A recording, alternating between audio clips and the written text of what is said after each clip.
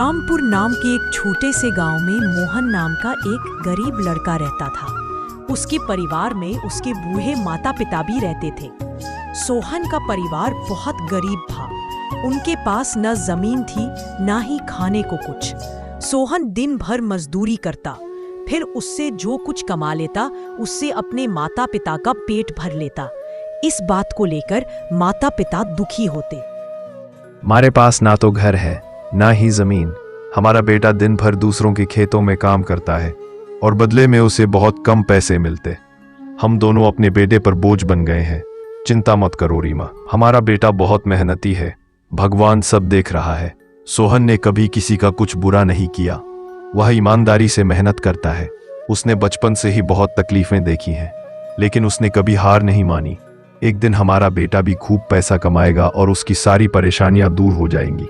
सोहन हमेशा यही सोचता था कि भले ही आज उसकी किस्मत साथ ना दे रही हो, लेकिन उसे यकीन था कि अगर वो मेहनत करेगा तो एक दिन उसकी भी किस्मत बदलेगी और उसकी सारी परेशानियां दूर हो जाएंगी। एक दिन सोहन लालाराम जमींदार के खेत में काम कर रहा था। लालाराम पास के एक पेड़ के नीचे बैठा था। तभी उसने देखा कि लालाराम बहुत उदास है। लालाराम को उदास देखकर मोहन तुरंत लालाराम के पास गया और बोला, क्या हुआ मालिक, आप बहुत उदास लग रहे हैं। मुझे तो ऐसा लग रहा है जैसे आप बहुत चिंता में हैं। कुछ हुआ है क्या? बताइए, मैं आपका क्या मदद कर सकता हूँ। सोहन की बातें सुनकर लालाराम को गुस्सा आ गया और उसने गुस्से में सोहन से कहा, तुम मेरी क्या मदद करोगे? अगर तुम किसी की मदद कर सकते होते तो क्या तुम्हें आज मेरे खेत में काम करना पड़ता? जाओ यहाँ से, अपना काम करो और मुझे परेशान मत करो। ऐसा नहीं है, सब समय की बात है। सब किस्मत का खेल है, पर इंसान को अपनी मेहनत पर भरोसा रखना चाहिए। भले ही आज किस्मत मेरे साथ ना हो, लेकिन अगर मैं ईमानदारी और लगन से मेहनत करता रहूंगा तो एक दिन किस्मत मेरे आगे झुक जाएगी। मोहन की बातें सुनकर लालाराम बहुत खुश हुआ। अरे मोहन, तुम्हारे विचार बहुत अच्छे हैं। तुम्हारी बातें सुनकर मेरे मन को शांति मिली है। इतनी परेशानियों में भी तुम अपना जीवन सुख से बिता रहे हो। हाँ, ठीक बोले आप। एक बार साफ साफ बताइए, क्या पता आपकी समस्या का कोई हल मिल जाए। अरे मोहन, मैं बहुत बड़ी मुसीबत में फंस गया हूँ। मुझे अपनी समस्या का कोई हल नजर नहीं आ रहा। हमारे गांव में मेरे पिताजी की पुश्तैनी जमीन थी जो कई पीढ़ियों से हमारे पास थी। उस पर मेरा और मेरे भाई का हक है, लेकिन हमारे गांव के ही दो बाप बेटों ने उसे हथिया लिया है। मैं थाने में केस करने की सोच रहा था, लेकिन गांव के बड़े बड़े अमीर लोग उनके साथ हैं। मैं चाहे कितनी भी कोशिश कर लूं, उनका कुछ नहीं बिगाड़ पाऊंगा। अब तो उन्होंने उस जमीन पर खेती भी शुरू कर दी है। मेरे पिता की पुश्तैनी जमीन मुझसे छीनी जा रही है, इसलिए मैं बहुत चिंतित हूँ। समझ नहीं आ रहा कि अब क्या करूं। मोहन ने कुछ देर सोचा और बोला, आप चिंता ना करें, हर समस्या का कोई ना कोई हल जरूर होता है। अगर आप चाहे तो कोई रास्ता जरूर है जिससे आप अपनी जमीन वापस पा सकते हैं। मोहन ने लालाराम को अपने सारे विचार समझा दिए। विचार सुनकर लालाराम ने मोहन से कहा, वाह मोहन, तुम तो बहुत होशियार हो। तुमने बहुत अच्छा विचार दिया है। इस तरह मुझे अपनी जमीन जरूर वापस मिल जाएगी। मैं तुमसे वादा करता हूँ, अगर तुम्हारी योजना कामयाब हो गई तो मैं तुम्हें अपनी जमीन का एक हिस्सा दे दूंगा। आप ऐसा क्यों कह रहे हैं? आप मेरे मालिक हैं। आपकी वजह से ही मुझे अपने परिवार के लिए 2 वक्त का खाना मिलता है। आपकी मदद करना मेरा फर्ज है। मुझे आपकी जमीन नहीं चाहिए। ठीक है मोहन, तुम बहुत अच्छे आदमी हो। कल से तुम काम शुरू कर दो।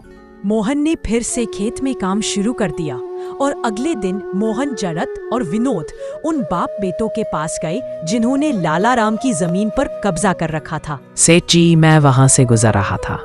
आसपास के लोगों ने मुझसे कहा कि आपको अपने काम के लिए एक मजदूर की जरूरत है। क्या मुझे यहाँ काम मिल सकता है? आप कौन है? आपको किसने बताया कि यहाँ पर मजदूर की जरूरत है? यहाँ किसी मजदूर की जरूरत नहीं है। सेठ जी, मैं एक मजदूर हूँ। मैं पास के एक गांव में रहता हूँ।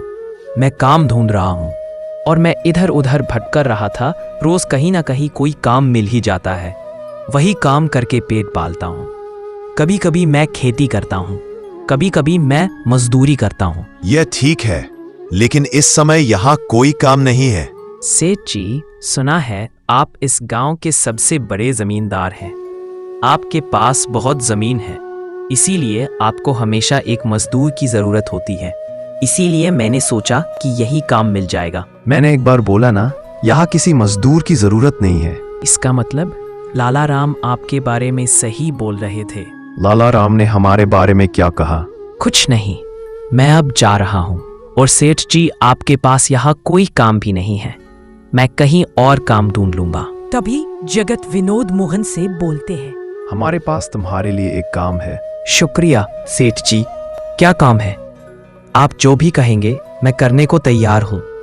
आखिर मुझे अपने घर का पेट भी तो पालना है। सब्र रखो, हम तुम्हें काम बताएंगे।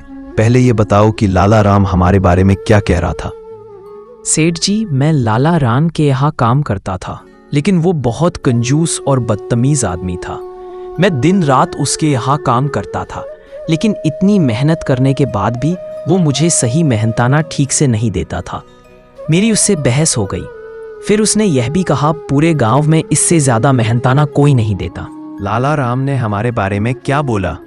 तो मैंने गुस्से में कहा कि गांव के सबसे बड़े जमींदार जगत और विनोद सबसे अच्छी मजदूरी देते हैं, इसीलिए उनके यहाँ काम करने वालों की भीड़ लगी रहती है। हाँ भाई, तुम सही थे। आखिर हम गांव के सबसे बड़े जमींदार हैं। हमारा फर्ज है कि जो भी हमारे यहाँ काम करे उसे उसकी मेहनत के हिसाब से सही मजदूरी मिले। वाह सेठ जी, आपने बहुत अच्छी बात कही। लाला राम कभी भी आपकी बराबरी नहीं कर सकता। जगत और विनोद मोहन की बातों में आ गए और उसे अपने यहाँ काम पर लगा दिया। हमारे यहाँ काम करने के लिए तुम्हारे जैसे मजदूर की ही जरूरत है। कल से काम पर आ जाओ। इसी तरह कुछ दिन बीत गए। एक दिन जगत ने अपने बेटे विनोद से कहा, विनोद, सोहन का बेटा मोहन बहुत मेहनती है। वो 4 लोगों का काम अकेले कर देता है। अच्छा हुआ कि हमने उसे रोक दिया। हाँ पापा, आप सही कह रहे हैं। मोहन बहुत मेहनती है। कोई और उतना काम नहीं करता जितना वो करता है। अगली सुबह जब विनोद और जगत अपने खेत की तरफ टहलते हुए जा रहे थे तो उन्होंने वहाँ पुलिस देखी। क्या हुआ साहब, आप यहाँ क्या कर रहे हैं? क्या ये आपकी जमीन है? हाँ साहब, ये हमारी जमीन है। हमारे पास इसके कागजात भी है। फिर तो हमें तुम दोनों को पकड़कर जेल में डालना पड़ेगा। आप क्या कह रहे हैं साहब? मुझे समझ नहीं आ रहा। हम क्या बोल रहे हैं ये तुम अच्छी तरह समझ जाओगे। उधर देखो, तुम्हारी जमीन से क्या दिखला है। बाप बेटे दोनों ने पलटकर देखा तो उनकी जमीन पर एक लाश पड़ी थी। सिर्फ कंकाल बचा था। यह देखकर बाप बेटे दोनों डर गए। साहब, ये लाश किसकी है और हमारे खेत में कहां से आई? अब बहाने मत बनाओ। पहले लोगों को मारो, फिर उन्हें अपनी जमीन में दफना दो, और अब तुम पूछ रहे हो ये क्या है? नहीं साहब, हमें नहीं पता ये सब क्या है। हमें नहीं पता ये लाश यहाँ कैसे आई। अब झूठ मत बोलो। अगर फांसी नहीं हुई तो कम से कम तुम दोनों को उम्र कैद की सजा तो जरूर मिलेगी। फांसी और उम्र कैद की बात सुनकर दोनों बाप बेटे डर गए और थानेदार के सामने गिड़गिड़ाने लगे। थानेदार साहब, हम इस लाश के बारे में कुछ नहीं जानते। हमें नहीं पता यह लाश किसकी है और इसे यहाँ कौन गाड़ कर चला गया। इस मामले से बचने के लिए दोनों ने कुछ तरकीब सोचनी शुरू की। तभी मोहन वहाँ आ जाता है। अरे सेठ जी, ये पुलिस यहाँ क्यों आई है? क्या हुआ है? मोहन देखो, पता नहीं कहां से हमारी जमीन में यह कंकाल आ गया है। मालिक, यह कंकाल यहाँ कहाँ से आ गया? ये तो बहुत गंभीर बात है। हाँ मोहन, पता नहीं यह कंकाल यहाँ कहां से आया है और थानेदार साहब को लगता है कि इसे हमने यहाँ मारकर गाड़ा है। अब तुम ही कोई उपाय सोचो जिससे हम इस परेशानी से बच सकें। तीनों को आपस में खुसफुसर करते देख थानेदार ने कहा, अब कोई तरकीब मत बनाओ। तुम दोनों बाप बेटों में से कोई एक तो जरूर जेल जाएगा। अब तुम ही तय करो जेल कौन जाएगा। थानेदार साहब, थोड़ा सा समय दीजिए, हम तय कर लें कि जेल कौन जाएगा। इस तरह से मोहन ने दिमाग लगाकर लाला राम की जमीन उसे वापस दिलाई और अपने भी एक बड़े जमीन का मालिक बन गया।